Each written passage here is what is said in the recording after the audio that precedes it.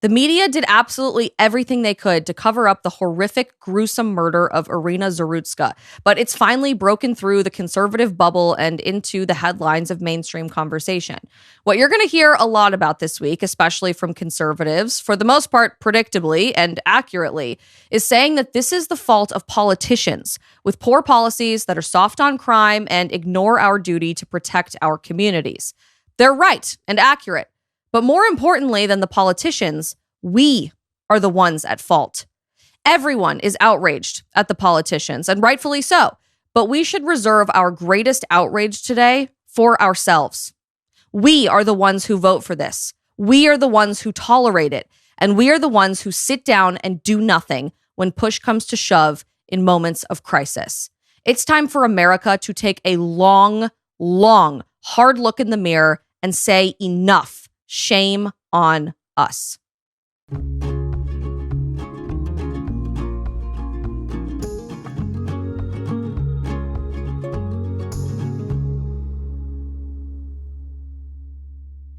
Happy Wednesday to everybody watching. To be totally transparent with you, we had a totally different show planned for today and are refilming the episode this morning because I think it would be a huge mistake. We would be totally remiss if we started talking about anything on the show today without first addressing the horrific details emerging from the truly evil attack on the Charlotte train. As I'm sure all of you know at this point, Iryna Zarutska, a beautiful young woman who is a Ukrainian refugee come to America to escape an active war zone, was brutally stabbed to death on the Charlotte light rail, their essentially metro train, by a career criminal and someone who truly embodies the existence of evil. And you're going to hear a lot over the next several days from virtually everyone's podcast and everyone on the mainstream media and everyone's Twitter feeds about all of the tiny specific details of how we got here. That this guy was let out of prison 14 times, the role of activist justices and judges in our judicial system, and the societal push to just normalize criminal activity that led us to right where we are in 2025. We're going to get into a little bit of that, but truthfully, I think it's up to us to talk about a much deeper element to this story. I tweeted yesterday, and I've honestly refrained from saying too much about this up front because I'm still working through my reaction to this in real time, just like we all are, that there used to be, when I was growing up, a general code, a legal code for society and our obligation to help one another in times of crisis, whether it be a car accident or a heart attack in public or a horrific stabbing and murder on a Charlotte train, just like we were seeing this week. That concept was generally called the Good Samaritan principle or the Good Samaritan law. And nobody's really talking about that in the mainstream media this week, largely because throughout my lifetime, we've ignored that legal code for society as I've gotten older. That legal code of the underlying morality of our society has been eviscerated thanks to countless lawsuits and frivolous litigation that tells people that they can't participate in helping someone in a time of actual crisis. In the last few days, I've been reminded and told by some of my police officer friends that they today get new trainee police officers who have never even heard of the Good Samaritan principle. This is a brand new concept for them as young adults in 2025. To know that if you're performing CPR on someone, if they have a heart attack in the middle of a crowded city street as a police officer, and you happen to crack a rib, which scientifically is how you're supposed to accurately perform CPR, you shouldn't legally lose your house or your livelihood because you stepped in based on a lawsuit that you cracked somebody's rib or any other comparable situation. And in case you really are living under a rock and this truly is not remotely part of the American zeitgeist of culture anymore, the reason we even call it the Good Samaritan law or the Good Samaritan principle is based in biblical truth. It's based in a teaching from Christ himself, by the way, which reminds us, and always has throughout my lifetime, that the foundation of American society was always based in the concept of one nation under God until about 5 minutes ago. I was even reminded by the gal who does my hair and makeup for the show this morning that a season finale episode for Seinfeld decades ago actually saw many of the main characters thrown in prison and arrested for not intervening when they had an obligation to in the context of this Good Samaritan conversation. Let me be incredibly clear about the policy and legal side about this before we get to the point I really want us to focus on today. These legal codes for our society do matter.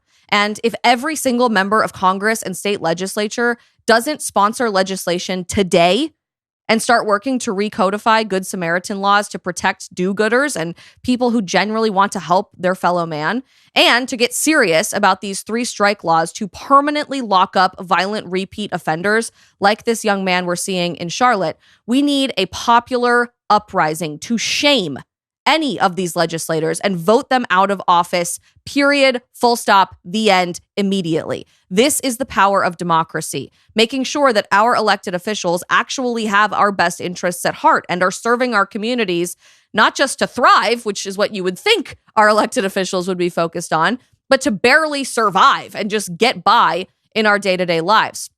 Not one more innocent person needs to die at the hands of bad policies, and it's totally possible. It's very reasonable to expect that we could flip a switch and immediately provide a policy prescription for this instantaneously by reviving the concept of Good Samaritan laws. Again, you're going to hear a lot about that on People's Show over the next few days and the exact policy prescriptions of what went wrong to get us here, what we need to move forward, who needs to vote for what, the fact that this guy was literally let out of prison for violent crime 14 times, the activist judge part of all of this. Everyone's going to talk about it, and they should. But what I want us to really focus on over the course of this conversation together is to zoom out to the 30,000-foot conversation very few people seem to be having in mainstream and in new media. That we owe it to our fellow man to save our greatest outrage about this story for ourselves. You can be uncomfortable all you want, but the people who enable these policies and the people we're pointing the finger at today, the DAs, the justices, the lawmakers, the activists, the criminals. The reason all of this is happening and those people are even emboldened to behave this way in the first place is us. We tried a warped version of social justice in our society that looked good on Instagram. We listened when people said the only way to exhibit true compassion for others is to let violent criminals and prisoners out of prison. We excused everything away because of systemic racism and everything else. Total side note, by the way, thank God that Donald Trump is the president of the United States right now and taking the safety of our communities incredibly seriously. In the last 2 weeks, I have seen a light switch change here in Washington, D.C., and I know we're bringing that to other communities around the country, but he's one of the very few setting the tone at the top and listening to the fact that our society needs this dramatic change. But we can't always rely on the president of the United States to change society. And actually, we can't, because that's not the foundation of our country. We live in a country of the people, by the people, for the people. At least to some extent, we did allow this to happen. We voted for it. We ignored the obvious contradictions when we thought we were being compassionate, and more destruction of human life happened throughout our lifetime. Hell, we even cheered for it out loud to get woke points on social media over the last decade. And I know you might be thinking, watching this, especially if you're generally a conservative and you're really outraged by what you're seeing about the Iryna Zarutska story, well, I didn't cause this. I didn't vote for it. But at some point, we have to do some honest reflection. Whether you specifically cast a ballot for a state legislator or a member of Congress who prioritized this or not, we collectively as a society have refused to draw the line in the sand to say enough. This is unacceptable, and we will never experience something like this again, arguably throughout most of my lifetime, really since 9/11, which we'll talk some more about tomorrow in commemoration of arguably the most pivotal day in American history. But since then, we have completely skirted our responsibility to set the moral code for society in both our individual conduct and in our communities at large. I have absolutely no interest in showing you the video that is the full 8 minutes circulating around social media. I'm actually tearing up just thinking about it because I made the mistake of watching it several times yesterday and I shouldn't have done that, and was awake all night. Literally could not sleep all night thinking about the gruesome, horrific details of what is so particularly unsettling about this situation and why we have such a visceral reaction to it as a society. But I do want to touch on very quickly a couple of still moments from these details as they're beginning to emerge from Iryna Zarutska's horrible, tragic, desperate end on a Charlotte train. If we can pull up a picture of this quickly. This is a picture of the train with no people after she has passed away. And you can see the aftermath of a scene like this where blood is everywhere. You can see parts of her body hiding behind the barricade there by the door where she is slumped over. Just before this in the video, she has fallen off the seat after clutching her chest and falling onto the ground. And this particular aspect of the video is just so haunting to me because if you haven't had a chance to watch it, please don't feel like you have to. It's incredibly dark and disturbing.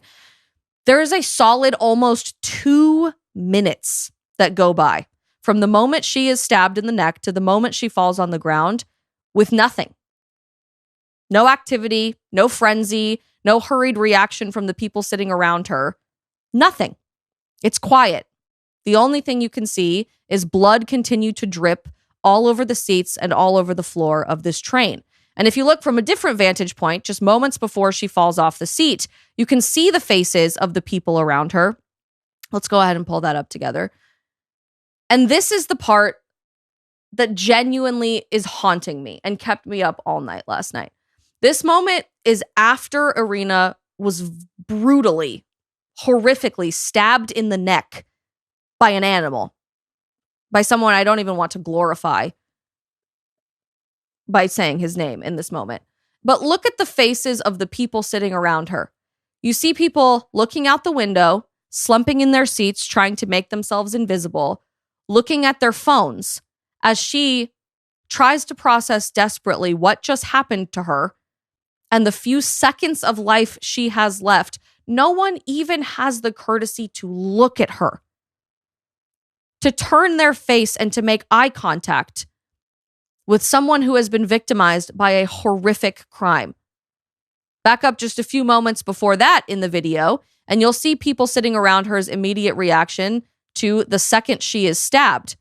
Just moments after, this killer decides to take advantage of this beautiful young woman. You see people lean away, shirk away, hide in the window, continue looking at their phone. And from a different vantage point, you can even see someone take the time to take their phone out and film this reaction, to get the footage captured on their phone instead of stand up and do something about it. I don't want to pretend like no one did anything because eventually, after almost 2 minutes, which is an unbelievable amount of time in a situation of crisis, by the way, someone did rush over there and try to stop the bleeding, and that person did the right thing.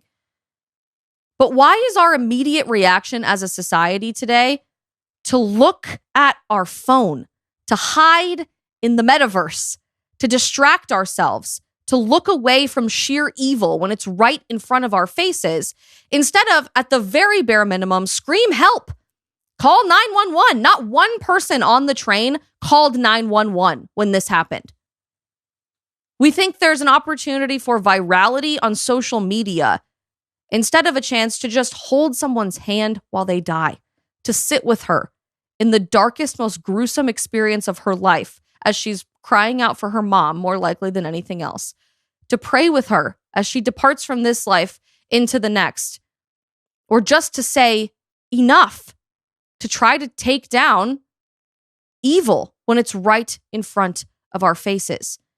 2 minutes is inexcusable, frankly. But even the 10 to 15 solid seconds after Iryna was repeatedly stabbed in the neck 6 or 7 times, I can understand from a nuanced perspective that people might not have immediately understood what was going on. They might have been in complete shock. I mean, she was truly in complete shock because she didn't understand what had just happened. And you see this image of her start to process this information in real time. She looks incredibly scared, confused, and then eventually she puts her head in her hands. And she's desperately crying and realizing this is the end of my life. This is it. She only has about 10 to 15 seconds to realize that before she slumps off the seat onto the ground. And then a minute and a half goes by before anyone does anything. But 10 to 15 seconds. How many hours do we spend scrolling on our phone watching 10 to 15 second videos over and over and over and over and over again every single day? The fact that no one even looked, glanced, nodded in her direction to see the epitome of human sorrow for 15 seconds goes to show just how broken we are as a society today. And shame on us. There's a photo now of a still part of this video of Iryna looking up, being incredibly bewildered, scared, confused, working through these emotions in real time. And I want to put it up on the screen for you because this crying photo of her working through these reactions is really what hurts me the most about this entire experience. Just the look of sheer terror, confusion, and absolute sadness on her face as she starts realizing, I'm going to die in this moment. She doesn't even fully realize what's happened, and she probably is just thinking, I think I'm going to die. Am I in pain? I don't even know what just happened. I'm bleeding out. And no one, not one person, is even looking in her direction, let alone has the dignity to help her. Matt Walsh had a really powerful tweet that we'll come back to at the end of the segment, but he said this was the photo of the new civil rights movement. And I couldn't have said it better myself. When you see this photo and it spurs a visceral reaction in you, especially from men, there is a reason for that. You are called to action. And it is men that need to pick up the torch and lay the groundwork for the moral foundation of our society from this moment into every single one that moves forward. I'm incredibly excited to be welcoming Michael Knowles into the show for this part of the conversation because I think Michael understands the male contribution of true masculinity into setting this moral foundation maybe better than anybody I've ever met. So let's go ahead and bring in Michael, and I'm dying to get some of his thoughts. Michael, thanks so much for being here and taking a few minutes with us today to work through this incredibly heart-wrenching story. I am just so fascinated by the visceral reaction I'm seeing from men in particular in the wake of this Iryna Zarutska brutal stabbing and murder, because I'm seeing so many fathers talk about how this is reminding them of their daughters, their need to protect the community. I'm seeing so many tweets saying this will never let men be the same again. Why are men having this reaction, and is that appropriate in this particular situation? Well, men have a natural reaction to protect people, and especially to protect women, and especially to protect young women and the vulnerable. So that's a big part of it, but it's not all women, it's not all men who are having that reaction, because Van Jones went on CNN and his reaction was hurt people hurt people. His reaction was, won't somebody please think about the stabbers? What was his emotional state? I mean, really, don't we need to have a little sympathy for him? So it's not all men. It's specifically normal men. It's specifically like conservative, not even ideological, just like normal men who have normal reactions, who haven't had their brains melted by ideology. They have that reaction because the whole thing was so predictable. The guy was arrested 14 times. He has the look, he has the mannerisms, he has the behavior. This was so predictable. And I think part of the fury that a lot of guys are feeling right now is we know this could have been prevented. We know that if you just didn't let him out of the clink after the 11th time, how about, can we say 11 strikes you're out? Is that, if you just forced him, if he really did have mental problems, obviously he had some kind of mental problem, if you forced him into an asylum, if he was a drug addict, if you forced him into a rehab center, if he was a career criminal, if you just put him in jail, or at least, this woman would be alive. And so much of modern liberal society is denying pattern recognition, is denying what we all know to be true, lest we in any way infringe on the individualism of people, lest we be accused of profiling, for instance. Not even just a racial thing. It's also about behavioral. It's also location. Yeah. But, the Supreme Court just came out and ruled that the ICE officers were allowed to profile in certain cases. And this is supposedly controversial and shocking. The only way that you can, the only way that you can stop crime is profiling. The only way you can get out of bed in the morning is profiling, is just going on your gut and on your instinct and on the experience that you've had. And so if we deny that, what we are effectively doing is offering up innocent little lambs like this girl, Iryna Zarutska, offering up these so obviously innocent people as a sacrifice to the lies of liberalism and hyper-individualism. Oh, that's so beautifully said. And what's fascinating to me, you said something about this idea of men's brains being melted, and those who haven't already been lost to the woke mind virus are having the appropriate reaction here. I'm even seeing some tweets from former leftists or current liberals and leftists saying this is sparking something in me. I don't know how I'm going to ignore this. This is keeping me awake at night. Matt Van Swol had a really interesting take. He was a former extreme leftist who has now totally transformed his worldview and has been tweeting about that over the last few months, basically saying this image is going to haunt my brain forever. Like the idea of seeing this young woman in such pain and such confusion and terror when no one stood in to help her is a tipping point for our country. Do you think there is this innate, baked into you need and primal instinct for men to contribute to the protection of society? And how is this particular situation waking up the next generation to realize that? Well, certainly. I mean, you think of a Daniel Penny, because this situation that played out in Charlotte could have played out on the New York City subways, except there was a man who stood up and stopped it. And for doing that, he nearly had his life ruined by the left and nearly spent the rest of his life in prison. We don't even need to engage in hypotheticals here, that we did see the alternative. Yeah. And the alternative was lauded by normal people, but was pilloried by the elite society. You mentioned the images. It's not just one image, I guess, is the problem. The minute this guy's sitting behind her, you just look at him, you look at his behavior, you look at how he's dressed, you look at everything about the guy, and you say, this is probably not a great situation. And then he leaps up and attacks her. And so that's the first image you have.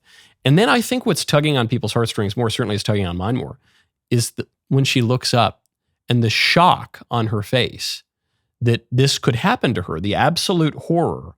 And he walks away. And then the third image, which maybe is actually even worse than the second, is the recognition that she's going to die alone and no one is going to even help her or even attempt to help her for what it was at 60 to 90 seconds. This sense that at a political level, your heart breaks for her personally as this particular victim. But at a political level, you say, wow, we don't have any community. We don't have any society. We are living in a jungle or something where it's just everyone out to get everyone else, and there's no sense of order or propriety, or where it's totally savage. And I think there's a longing across the political divide, across all sorts of demographics, to say, hold on, I don't want to live in a jungle. I don't want to live by the law of the jungle and roving bands of super predators. I want to take whatever steps are necessary to live in a just and prudent and orderly society. And a good first step would be lock away the criminals whose behavior can be predicted even before the 14th arrest. Yeah. In our last couple seconds with you, Michael, do you have any words of wisdom or advice for young men who are looking to contribute to something at the individual level to transform our society here? There are 8 million right policy prescriptions, and I think rightfully so, we should be talking about those. But this hunger to live in a just society and connected to one another in our common shared humanity, I think really needs to be led by young men who need to act in situations like this across the board. So what do we need to see from this next generation? Most important thing to realize about that video is you don't know what you would have done. It's very easy to look at the video and say, well, if I were there, I would have leapt and pulled a sword from my scabbard and slayed the villain. You don't know that, actually. You especially don't know that if you haven't practiced the courage that would be required in that moment. Because in that kind of a moment, you're operating purely on instinct. And human beings are not creatures of pure rational calculation. We're not robots. We're not AI. Mm-hmm. We are creatures of habit. That's what virtue is, a habit, and vice is a habit, and addiction is a habit. So what can you do if you want to make society better? One, vote for the right people, wield political power, do all of those things. But for your own self, you need to constantly practice the habits of virtue, notably courage, which is the prerequisite for all of the other virtues. You need to practice that all the time, in every single moment of your life, because you're not going to know when the next stabber pops up on the train. And you need to have it so in your bones, so in your muscle memory, that you'll act before you even know what's happened. Powerful words. Thanks, Michael, for taking a few minutes with us. I can't wait to see you later today on Friendly Fire. Good to see you. See you later. I truly couldn't have said any of that better myself. And this idea of practicing courage is a day-by-day action that I think young men are starting to realize we've ignored in society throughout Generation Z's lifetime and throughout the last several decades in general. When you see this image of the fear and the realization, I'm going to die alone, And that spurs a visceral reaction in you, especially in young men. There's a reason for that. And I'm seeing men, especially fathers, put their thoughts about this candidly all over the internet in the last 24 hours or so. I just referenced that Matt Van Swole tweet when we were talking with Michael. We can pull that up and read it together because that one is sitting with me. I don't think you understand the level of radicalization. What a word that this image is causing in me. I don't think I will ever be the same person after watching this video. Our society doesn't have to be this way. What a moment for young men. And our friends over at Not the Bee had this to say about a father's reaction to this particular situation. As a father of 3 girls, this sickens me more than anything we could witness. And it is a wake-up call. We have to fight the woke mind virus. We have to see this as the destiny of the men of our generation. It is up to men to protect our women and save our country.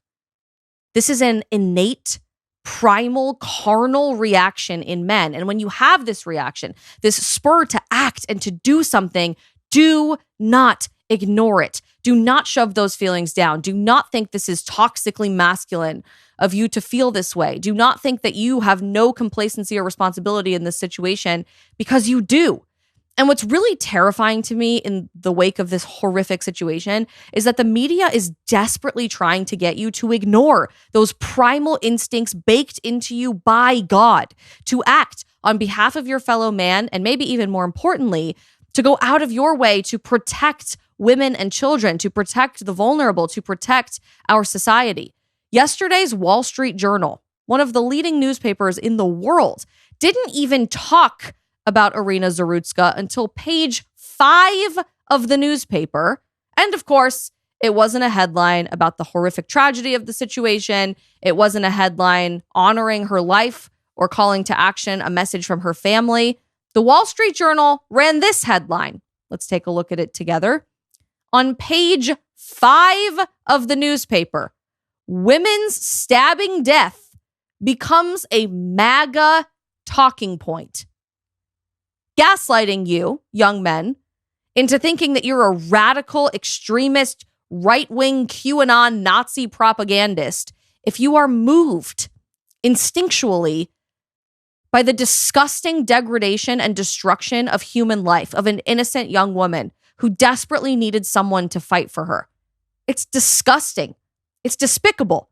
And it's almost as despicable as what we saw Van Jones say, as Michael referenced just a few minutes ago, on CNN yesterday, that you shouldn't be outraged by this. You should be sad and compassionate about this because hurt people just hurt people. Watch this. It's not about cashless bail or no cashless bail. It's about the fact that we don't know how to deal with people who were hurting in the way this man was hurting. Hurt people hurt people. What happened was horrible, but it becomes an opportunity for people to jump on bandwagons. And then for someone like Charlie Kirk, he should be ashamed of himself. No one mentioned the word race, white, black, or anything except him. No one mentioned race. I mean, really? Side note, we're not even going to get into this today because it's not our show's job to do that. Everybody else is going to do that. The killer did say twice on camera in this full 8-minute video, "I got that white girl." So perhaps that was his immediate reaction before the 8-minute video came out, but I hope that we can reasonably expect to see a retraction from CNN or an apology for such ridiculous language of hurt people today. The hurt people concept, get soft, feel tragic, but don't do anything about it. If you are a man listening to this episode today, I have one message for you. Do not listen to this. You have this reaction. You are spurred to action. You feel a gut, visceral response to this for a reason. Because, and we haven't wanted to say this throughout my lifetime, it is your responsibility as a young man to lead society and to set the tone for what is morally acceptable across our communities. There's one message that's been resonating with me in the wake of this more than anything else, and it's a tweet that's going insanely viral from our friend Matt Walsh. We should put that up on the screen and read it together because it's still sitting with me, and I was thinking about it all night last night. That this photo, this moment, this image will define the new civil rights movement. We, as people, have a right to public accommodations without being butchered in our seats. We have a right to safe communities where violent animals are rounded up and caged. This is not a local crime. This is a civil rights issue. This is a tipping point, an earmark, a moment in American history where we have a choice. Michael said it perfectly. We don't even have to ask the alternative to what could have happened if somebody stood up and did something before this tragedy took place. We have the perfect example of it from mere months ago when Daniel Penny was villainized by the entire media apparatus for realizing situational awareness, what was going around him, for profiling, if you want to use that inflammatory of a word, and for standing up to act in a split-second decision, knowing that I might get sued, I might end up in prison, I might lose my livelihood, I might be attacked, my character defamed, everything. I might lose everything for doing this, but I have an obligation to help other people. Michael said a few minutes ago something that's interesting to me, that not everyone knows how they're going to act in that situation. Not everyone is going to leap to their feet and embrace that courage and take the split-second decision to say, to hell with it all, I'm going to stand up and do something. And when all of this does happen in a split second, of course it's reasonable to be in shock. And of course it's reasonable to understand that in that exact moment after Iryna was stabbed in the neck repeatedly, when she's still trying to figure out what's going on, the people around her are probably still trying to figure out what's going on too.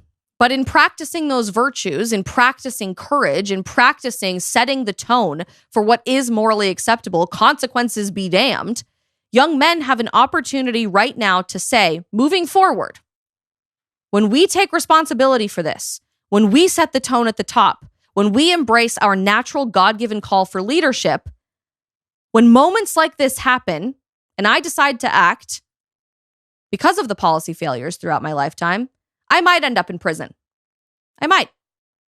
But I will end up in heaven. I might lose my job. I might be defamed by the media. I might have legal consequences that follow me for the rest of my life. But the moral consequence of choosing not to act far outweighs any persecution you could ever expect to receive from the judicial system in our country. And shame on us as a society for not encouraging men in that direction up until this point. We can't go backwards. We can't just harp on the reality that we have virtually erased masculinity from society and that this is the natural consequence of decades of programming. To bring this back to our episode just a few days ago, this is part and parcel with everything the Communist Party sought to accomplish over the last 60 years. Without courage, lawlessness reigns supreme. Without masculine leadership for society, innocent people, innocent little lambs, as Michael just said, are going to suffer brutally for the consequences. But I don't want to harp backwards. I want to look forwards. Because we, in our generation, in Gen Z, as we come into adulthood, and especially you young men watching this, we need to cause an uprising, not violently, before the mainstream media clips this and says I'm a horrible human being, or calling for violence, not violently, but we need to cause a moral uprising to change the moral fabric of our society again, not just to intervene in situations like this horrible stabbing, this horrific situation, but across the board, wherever we see systematic destruction of human life and dehumanization of the most vulnerable people in our society. It is a mistake, a grave mistake, to look at this image of Iryna Zarutska, to be viscerally moved by the horror that you're seeing, and to think this is isolated to just one incident. It's not. And we don't like to talk about it in polite society. But we destroy human life and we shirk our responsibility to stand up for the most vulnerable people in society every single day by the thousands, every year by the millions. And it's this courage, this moment, that we need to take forward to use to protect everyone from here on out. And on that note, speaking of Matt, we have him here to bring onto the show today. Matt, thanks for taking a couple minutes with us. I literally was laying awake all night thinking about your tweet of this being a new civil rights movement and the beginning to a new frontier in America. Can you just share with us a little bit more about what you're feeling in the wake of this tragedy? Yeah, well, I'm feeling. I'm feeling like I think any red-blooded American, any decent person should feel, which is totally disgusted, outraged, infuriated, angry at almost like a primal level. I think that, in particular, as a father, I think that you don't have to be a dad to be angry about this, but as a dad, with some of the 6 kids, I have 2 daughters, and I look at that video. I see in particular that. The image of Iryna looking up in fear at her attacker who's just killed her, and she doesn't seem to know it yet. But I look at that image and I see that could be my daughter. That's what I see there. And so this is why I'm saying, like, we are way past the point of just calling for accountability. We need justice, and justice means not just arresting people, but punishing them. And punishing means making them suffer. That's what punishment is. It's causing suffering. And that's what there needs to be in this case for those who are responsible for it. They should be made to feel the pain legally through the legal system for what they've done. And I also think that, it is a civil rights issue. And I think that we should start thinking about it in those terms. Because what have we been told? We've been told that, and I agree with this, that public accommodations, public transportation is a civil right, that we have a right to access public accommodations. This was supposed to be the lesson of Rosa Parks, right? She was a symbol of the civil rights movement 60 years ago. Well, I think that in a way we have a new symbol of a new civil rights movement, because if we have a right to access public accommodations, well, I would say that right is being infringed if we can't access public accommodations without having to worry about having our throat cut while we sit on the train, without having to worry about some psychotic vagrant assaulting us, or our wives or daughters or sons while we're on the subway. When that becomes when the risk of violence becomes unacceptably high, then your rights are being infringed, not just by the violent vagrants that are doing this, but by the city officials and the DAs and the judges that are intentionally making our communities less safe by releasing these people continually back into the community. Yeah, this switch now then in our outrage, rightfully so, to then need to do something about it. Obviously, there are a million policy prescriptions for exactly where we need to go, and I hope we continue calling that out. But I think what young men in particular are really looking for is a sense of, what can I do about this personally right now today? How can I take responsibility for my family, for myself, for my community, and for my country? Do you have any words to share on that? You mentioned as a father, this has really been sitting with you. What can young men really tap into today to make sure this never happens again? Well, there are a lot of things we can do on an individual basis, and again, as a father, these are things that weigh heavy on me. And one of them is, in particular, if you have kids, if you're a young father and you have children, you got to get out of these areas if you can. You have to get out. You have to get out to a place that's safe. I mean, this is a responsibility that we have as parents to take care of our kids. And so I'm not going to have my family in a place where I have to worry that this is going to happen. I mean, we know that bad things can happen anywhere you go, but there are places where, again, the risk is just unacceptably high, and I'm not going to have my family around that. So that's one thing that we can do. We can also, as Americans, we have the right to bear arms. And so we need to protect ourselves. We need to have the ability to protect our loved ones, to protect the people around us. Those are two things we can do on an individual basis. And then on a kind of policy basis, this is what one of the things that's so infuriating about it is that this is a pretty simple problem to solve. All you have to do is arrest the bad guys, put them in prison, and keep them there. It's really that last piece. It's that third step that we're missing. And as many people have already pointed out, of course, we've heard a million times now, this guy was arrested 14 times. One of his previous crimes of many was armed robbery. He did apparently 5 years in prison for armed robbery. Why in God's name are we letting someone out of jail after 5 years for armed robbery? What do you think's going to happen? I mean, the chances that someone, if they're already at the point where they're willing to kill you, if someone is willing to kill you, to take your wallet or your shoes or the cash out of your cash register, this is an inherently dangerous person. And so if you just put them in jail and let them sort of marinate around other sociopathic, violent degenerates for 5 years and then release them back into the community, what are the chances that they are going to be safer now, that they're going to be more, they're going to be better adjusted to living in a civilized society? That's not going to happen. Except in very rare cases, that is just not going to happen. What's going to happen is they're going to be even more dangerous now than they were before. And so what does that mean? It means that when somebody commits armed robbery, at a minimum, you put them in jail and you keep them there forever. You don't let them out. Could not have said that any better myself, Matt. That is so accurate. And truthfully, thank you so much for your clarity in this time, because I think so many people are resonating with the very simple truth that you continue to espouse, is that the solution here is really very simple. We just have to have the courage to say enough. Thanks so much for taking a couple minutes on the Isabel Brown Show today, and we'll see you later on Friendly Fire.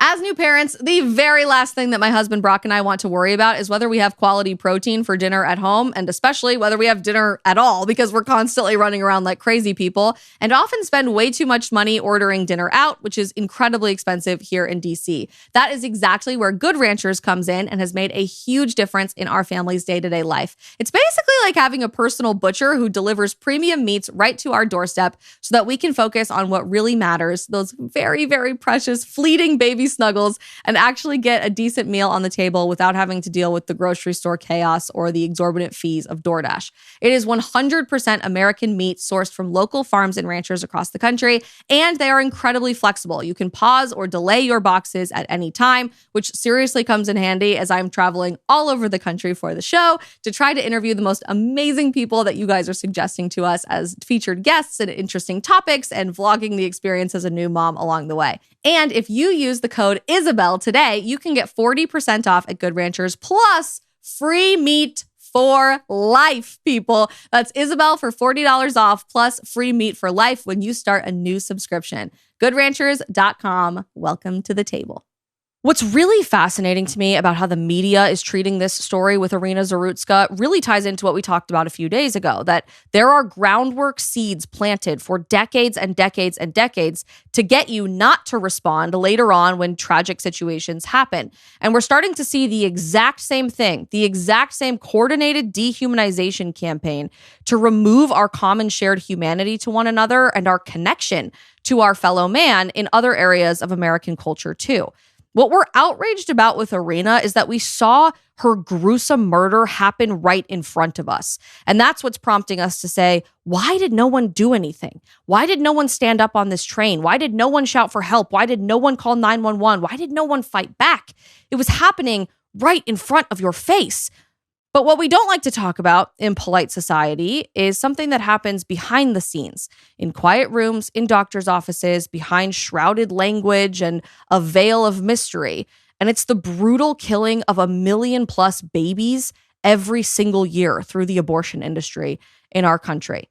I do a lot of work in the pro-life space. We're going to cover a lot of pro-life subjects on the show, but I want you to understand that at least 6,000 women already in states, even with abortion bans, every month are skirting around our ethical and legal responsibility to one another, just like we've seen the evisceration of the Good Samaritan principle, to receive abortion pills in the mail from European groups like Aid Access, where you can receive a pill to kill your child in the comfort of your bathroom, maybe not even understanding that that's what you're doing and engaging in, without ever talking to a doctor or healthcare practitioner in real time. And this type of abortion is by far and away the most common type of destruction of babies' lives we see in our country every year. More than 60% of abortions in our country happen through the pill. Again, not in a doctor's office, not with actually reported numbers, not being tracked by any sort of legal or health entity to make sure people are okay, or for our understanding of how many lives we lose every single year at the hands of this option, but shrouded in secrecy, which is incredibly dangerous to women already. But it's come to my attention in the last couple of days that there is a new concentrated effort to make this even more coordinated as we remove the emotional shared humanity connection to our children, to our babies, as much as we possibly can in society. The idea of a clump of cells or pregnancy tissue or a developing fetus, thinking the word fetus doesn't actually mean human being, to disassociate what's actually happening for women, is taking one step further as the feminist movement seeks to rebrand the abortion pill so that we don't even use the word abortion in the process and we call it something entirely different. It's come to my attention and to the attention of the world on social media that the abortion pill is now being called period pills. I had never heard of this, and apparently this has been going on for a couple of years until the other day when my friend Emily Burning, who I went to Colorado State University with, she owns a nonprofit, runs a nonprofit called Let Them Live, which goes out of their way to save babies from abortion. They have been incredibly successful, and countless babies are alive today thanks to her activism. But she decided to post an Instagram reel about this, and I immediately dug in for further research because I was floored what I was seeing, even with years of experience of the gaslighting and propaganda and lies that we're very used to seeing from the abortion industry. This website was what she decided to post, periodpills.org. And let's pull this up together because I'm still floored. At the top where it says late period pills, this actually cycles through and says a bunch of different euphemisms for abortion, like menstrual regulation, period regulation, bring about your late period pills, etc. You literally just have to laugh at this because otherwise we'll all just cry. But they answer on their homepage, what are period pills? Period pills are medications you can take if your period is late and you suspect that you are pregnant when you don't want to be, aka it's an abortion. It's an abortion. You are pregnant, but you don't want to be. And they go on their website to tell you that you shouldn't take a pregnancy test. Don't confirm that you are pregnant because then you would have to call it an abortion. And most people, some people call this an abortion, but we're not even going to call it that because we don't know that you're pregnant if you never take the test. So these pills will just magically bring about your period by evacuating your uterus. It's an abortion. But we're rebranding it as something sparkly and pretty and for women's health and to make sure that your menstrual cycle is appropriately regulated so that we can clearly and strategically as a society remove any emotional connection or shared humanity to our children. We remove the obligation to act. We remove our visceral, innate, incarnate response to protect vulnerable people in society, just like the media is doing in telling you that any sort of reaction to Iryna Zarutska being brutally murdered is a MAGA right-wing talking point. It's a political argument. It's not a humanity-oriented argument. This idea of shifting abortion pills to period pills now has sparked an entire language shift across the pharmaceutical industry and the scientific community. And the more research that I was doing and the more that I was uncovering, I am still shocked and appalled how we let this get this far without any sort of regulatory health body stepping in and saying this is completely unacceptable. On, for example, the Reproductive Health Access Project website, on their front page, insights into period pills. They say this: missed period pills are a new take on the age-old practice of bringing down a late period. Menstrual regulation, MR, sounds incredibly scientific, or the use of a variety of methods is to establish non-pregnancy after a missed period. That's the most ridiculous roundabout way I've ever heard of saying abortion. Establish non-pregnancy after a missed period, aka kill your child and deliver your child out of your womb so that you are no longer pregnant. But non-pregnancy sounds so much better. Gynuity's website talks about period pills. They say period pills involve the use of uterine evacuation methods. This is unbelievable. For treatment of delayed menses, because that's what's wrong with you when you're pregnant, apparently, without prior pregnancy confirmation. If you never take the test, are you actually pregnant? What you've really come down with is a case of the delayed menses, and we will use a variety of uterine evacuation methods to treat you of your delayed menses through period pills. Even Science Direct magazine, a scientific journal that has peer-reviewed studies from countless actual scientists, published this a few months ago a peer-reviewed study about the interest in period pills in the United States becoming more mainstream. They say in a scientific magazine, period pills are a method used to induce bleeding when a menstrual period is late and pregnancy is suspected but not confirmed. This practice enables people to ensure they are not pregnant without first confirming the existence of a pregnancy.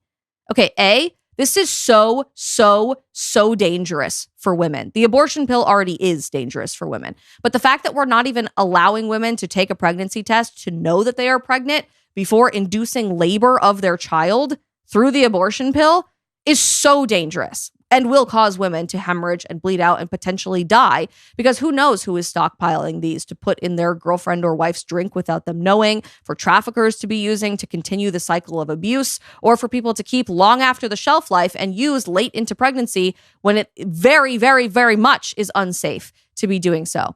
We already know that the leading healthcare experts are trying to draw attention away from how inherently dangerous the abortion pill is. Just a few days ago, Secretary Kennedy, RFK, from HHS testified before Congress that the Biden administration health officials lied.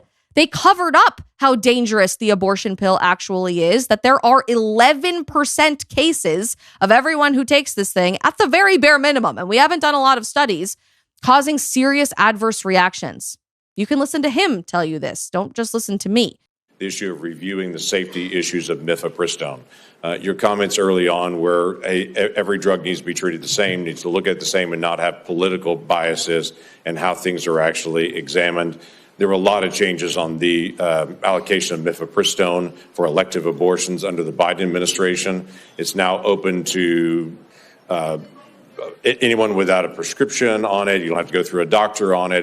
There's all kinds of issues that are happening now on it. So the question was, you'd said that there would be a review on that just to be able to look at it, make sure we're following all safety protocols. Do you know a timing on that review? I can't give you the exact timing. I talked to Marty McCary about it yesterday, and he said it is progressing apace. We're getting data in all the time, new data that we're reviewing. And we know that during the Biden administration, they actually twisted the data to bury one of the safety signals. It was a very high safety signal, around 11%. They buried the safety signals. They lied. They covered it up because they don't want to admit that the coordinated dehumanization campaign from the abortion lobby has worked and didn't just dehumanize our babies when we're told we're taking a heavy Tylenol, which is insane, or just having a heavy period, which is insane. When we kill our children as a generation of women, we're actually putting our own lives at risk in the process. And what's really insane to me, by the way, is that this period pills website actually provides the abortion pill in states that have already made abortion illegal and are legally restricting this thing.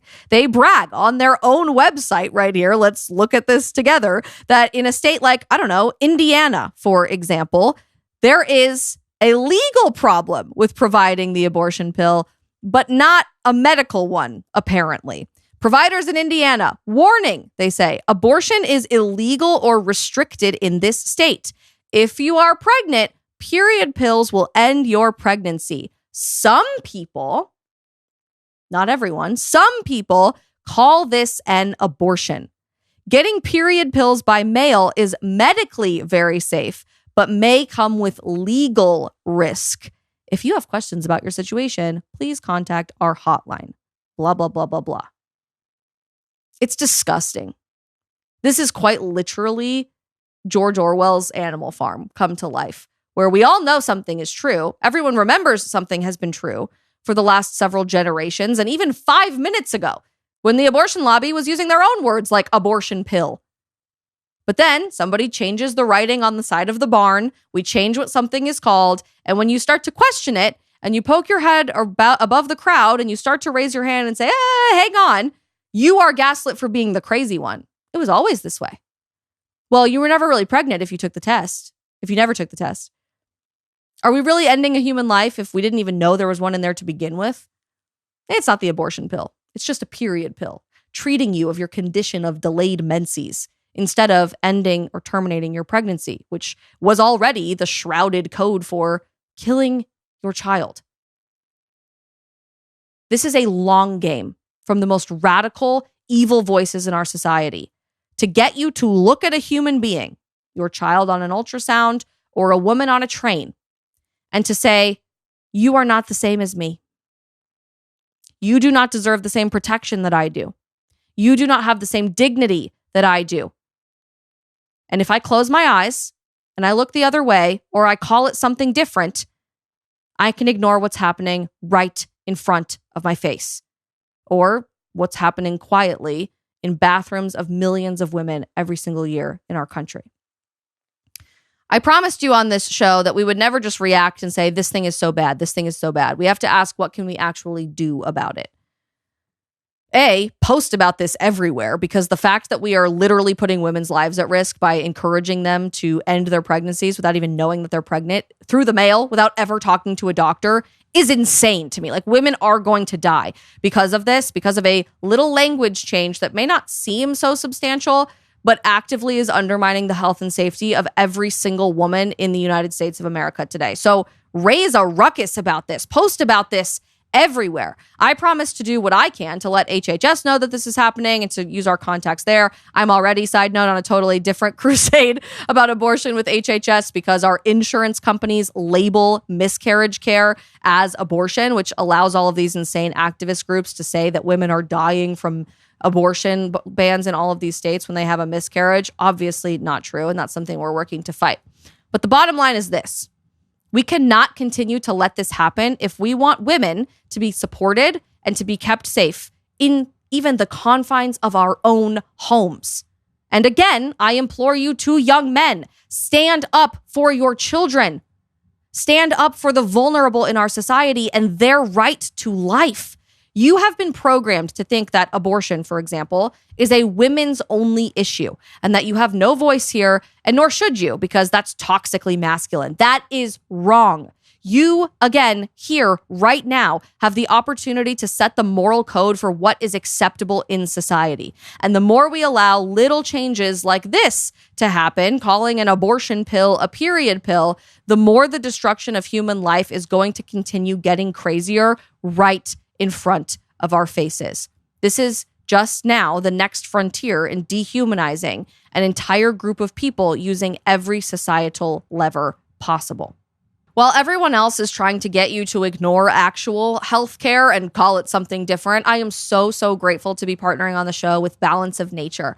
Balance of Nature supplements are the result of years of research and development of actual science because they regularly test their products independently through third-party laboratory analysis. Their ingredients are 100% whole fruits, vegetables, spices, and fibers. Their fruits and veggies supplement includes 31 colorful ingredients of 16 whole fruits and 15 whole vegetables. Stuff like mango, pineapple, blueberries, bananas, mushrooms, wheatgrass, spinach, and kale. None of which I can eat on their own, by the way. Kale is not my favorite, but I can have it in a capsule. Cayenne pepper, broccoli, aloe vera, and so much more. Balance of Nature's fiber and spice supplement is the only one on the market combining 12 amazing spices and 4 whole fibers. Even with a solid routine, most of us really do not even come close to the variety of fruits, vegetables, spices, and fibers we're supposed to receive in our daily recommended intake. And more than 90% of Americans do not meet our recommended daily intake of dietary fiber.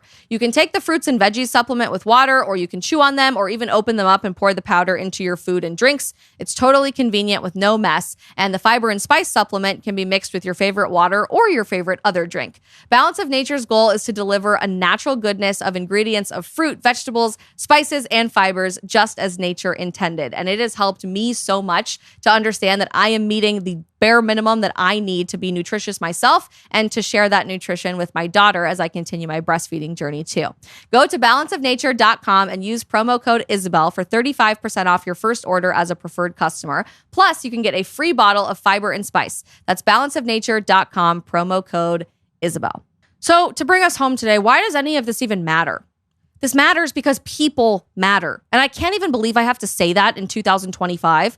But you as a human being, me as a human being, your mom, your sister, your baby, your friend, your boyfriend, whoever, matters because they were created with intention in the image of God to be here for a purpose. and to be loved by God and by one another. When we have said that truth can be subjective, that my truth can be different from your truth, when we've allowed subjective morality and moral relativism to reign supreme, we have succeeded in removing the humanity, not just from something abstract, something that's hard to recognize, the clump of cells concept in the womb, but also someone who's breathing and crying and struggling right in front of us on a moving train with no one standing up to do anything for several minutes at a time.